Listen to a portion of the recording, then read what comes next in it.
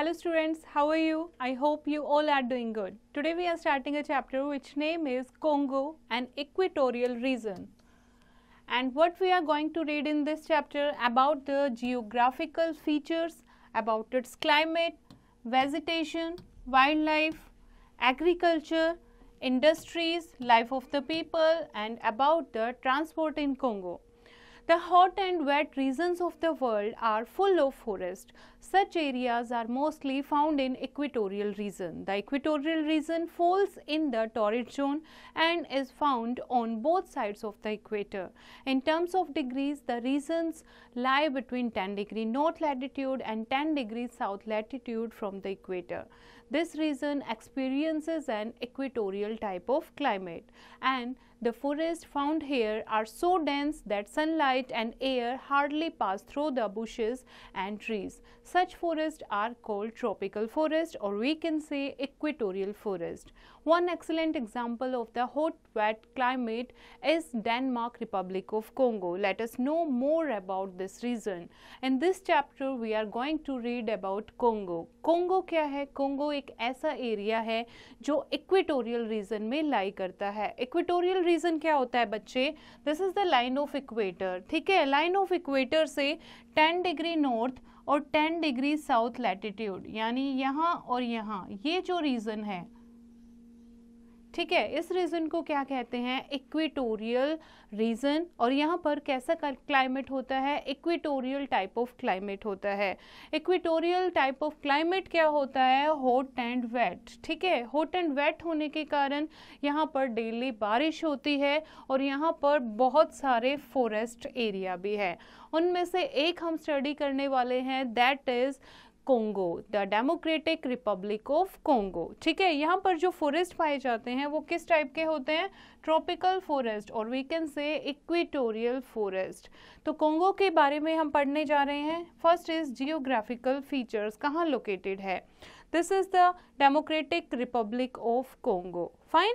The Democratic Republic of Congo is a country deep in the center of the African continent. और Congo जो है ये कहाँ लाई करता है? That lie in the Africa continent. It is situated in the tropical zone and the Democratic Republic of Congo was earlier known as Zaire. पहले Congo का क्या नाम था? Zaire. ठीक है. It is the third largest country in Africa. Its capital is Kinshasa. And capital क्या है Congo की? That is Kinshasa. And to its north the world's biggest desert, the Sahara desert lies. The other countries that surrounded it are, कौन कौन सी countries यानी neighbouring countries कौन सी हैं कोंगो की?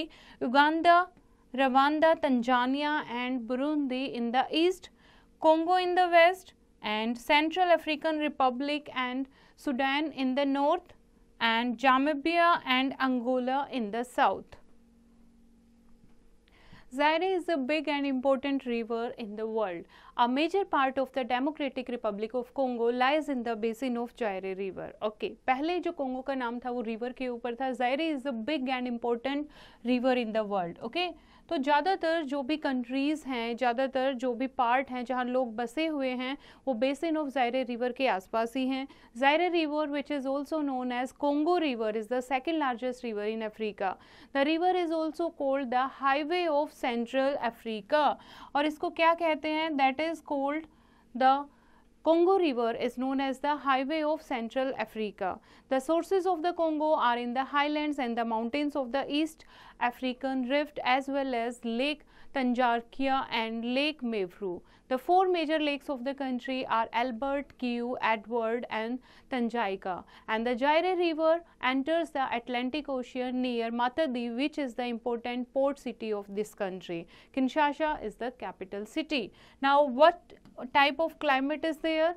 Climate, the region is found on either side of the equator. Climate जो है कैसा होता है? इक्वेटर के आसपास है ये, तो यहाँ पर डायरेक्ट रेज ऑफ सनलाइट होती हैं through out the year and has equal duration of day and night. Humidity जो है वो बहुत ज़्यादा होती है. ह्यूमिडिटी के कारण बहुत मॉइस्चर जो है वो एवोपरेट हो जाता है और रिवर के आसपास का जो पानी है वो एवोपरेट हो जाता है और उससे क्लाउड बन जाते हैं, जिसके कारण डेली क्या होती है? बारिश होती है. है। डेली 4 PM के अराउंड यहाँ पर बारिश होती है, बारिश के साथ साथ थंडरस्टॉर्म भी होता है। And this type of rainfall is typically to the equatorial region. There is no winter season here and here days are quite humid and uncomfortable but the daily showers cool off the evening and night. दिन बहुत ज़्यादा गर्म होते हैं और uncomfortable होते हैं, लेकिन जब शाम को बारिश होती है तो इवनिंग और नाइट जो हैं वो कंफर्टेबल हो जाते हैं, थोड़ा कूल हो जाते हैं। Now do you know river Amazon is the widest river of the world. The equatorial forest of the Amazon basin are called selvas. Okay, now we will discuss about the vegetation of Congo. Vegetation कैसी होती है? Plenty of sunshine and water make the equatorial reason ideal for the growth of plant life. अब hot and humid climate होता है, daily rainfall होती है, तो ये रीजन क्या है? इक्वेटोरियल रीजन है। इक्वेटोरियल रीजन जो होता है वो प्लांट की ग्रोथ के लिए बहुत अच्छा होता है। That's why the Congo poses the largest number of varieties of plants among all the countries in the world and even today forest cover about half of the area of land and there are trees of all size and shape. They are so dense that they form a canopy over the whole forest. और इतने ज़्यादा dense forest होते हैं कि ये क्या बना लेते हैं? canopy बना लेते हैं। canopy क्या होता है? ऊपर ये आपस में मिल जाते हैं, इतनी ज़्यादा इनकी हाइट होती है कि जो सनलाइट है वो नीचे तक भी नहीं पहुँच पाती। The tallest trees reach a height of about 60 meters and they hardly allow any sunlight to reach the ground and it remains virtually dark even the day. Under the tall trees there are shorter ones and under those shrubs and bushes. अब लंबे tree के नीचे छोटे tree होते हैं, उनके under में shrub और bushes होते हैं। तो दिन के टाइम पर भी ऐसे घने जंगल होते हैं कि यहाँ पर अंधेरा होता है। Besides, the forest land is covered by dead leaves and fallen tree trunk. Their rotting gives the soil plenty of manure and makes it very fertile. तो इसके अंदर क्या होता है? डेड लीव्स हो जाती हैं और जो ट्री ट्रंक हैं वो फॉल आउट हो जाते हैं, उसके कारण बहुत अच्छा मैन्योर बन जाता है और यहाँ की जो सोइल है और ज़्यादा फर्टाइल हो जाती है। As water is in excess, most of the trees have short roots since they do not need to go deeper to find water. और पानी easily available होता है। कोंगो रिवर बेसिन में ये जंगल होते हैं, तो यहाँ की जो पेड़ होते हैं उनकी रूट इतनी ज़्यादा डीप नहीं होती क्योंकि उनको डीप इनसाइड नहीं जाना पड़ता पानी के लिए।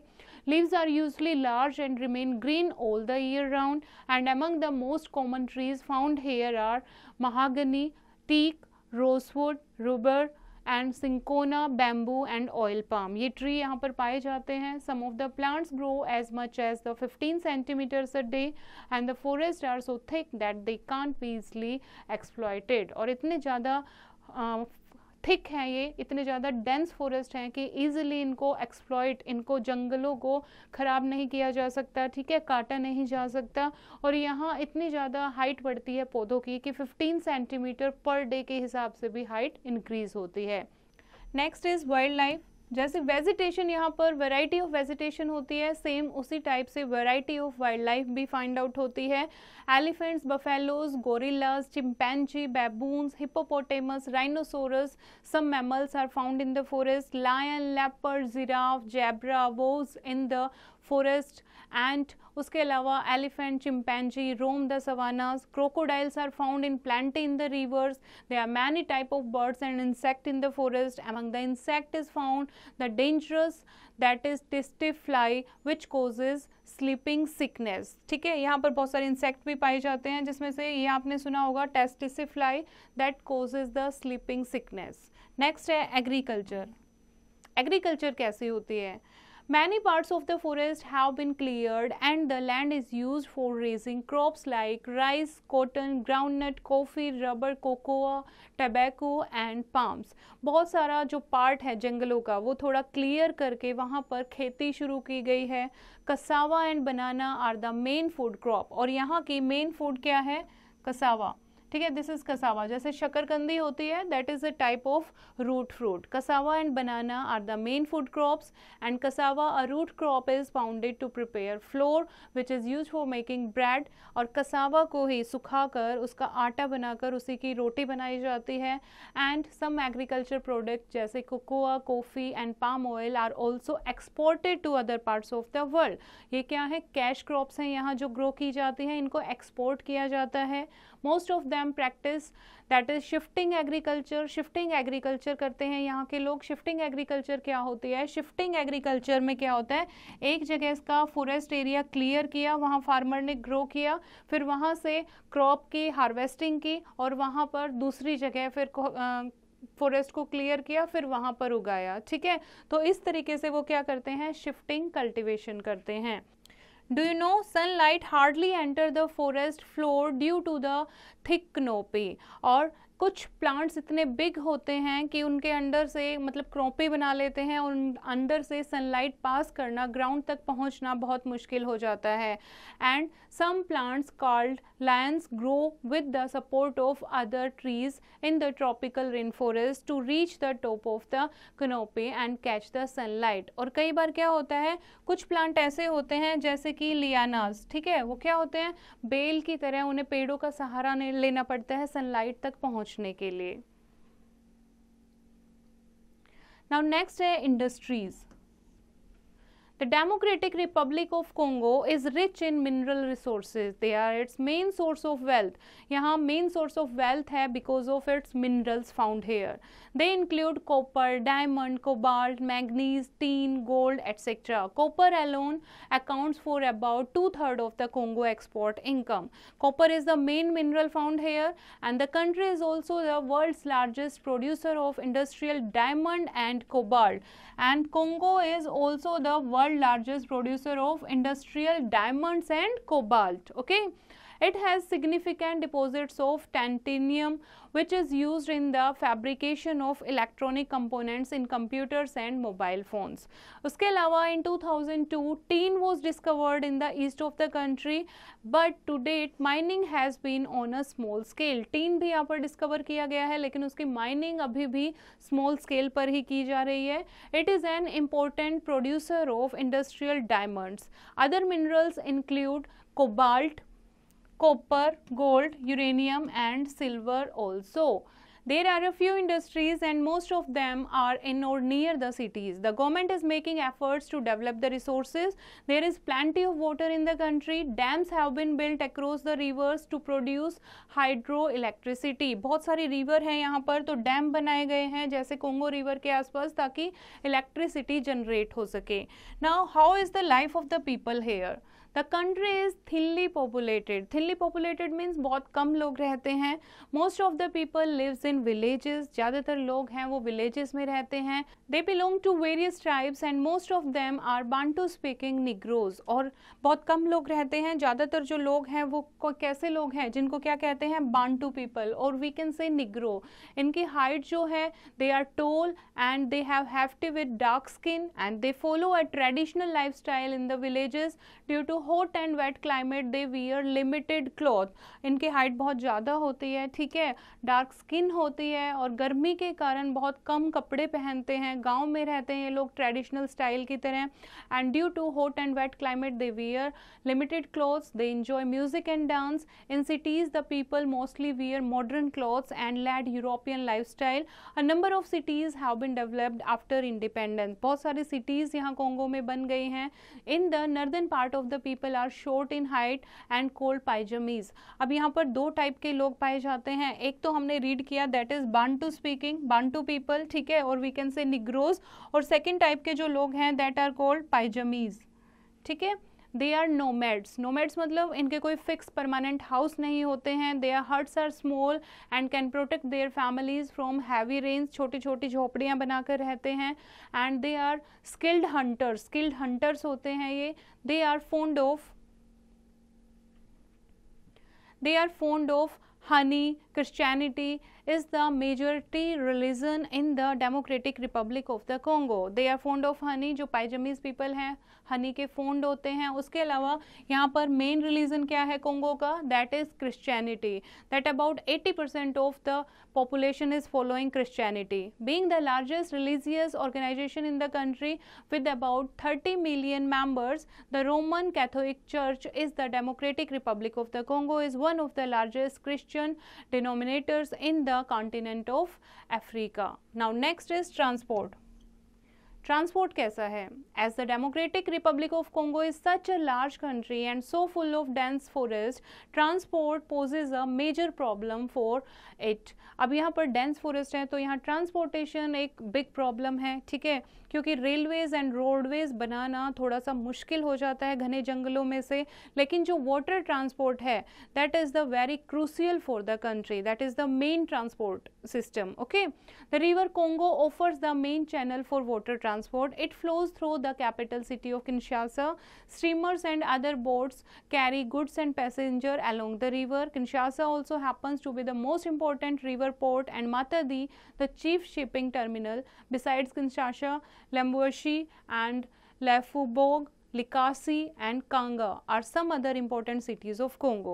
All air carriers certified by the Democratic Republic of Congo have been banned from European Union airport by the European Commission because of inadequate safety standards. यहाँ पर एयर फ्लाइट्स जो हैं, एयर कैरियर्स जो हैं वो भी बहुत कम हैं क्योंकि ज़्यादातर यूरोपियन यूनियन एयरपोर्ट ने बैन किए हैं because of inadequate safety standards. Now let's recall the chapter. Kinshasa is the capital of Democratic Republic of Congo. Democratic Republic of Congo is located on the western side of Africa. And third is major part of Congo lie in the basin of Zaire River. The general climate is hot and humid. Next is the forest in this area remains green throughout the year. And the dense forest are the home for different types of animals. So this is the chapter bache. I think you have understood the chapter. You have to revise it once and do the practice of exercise yourself.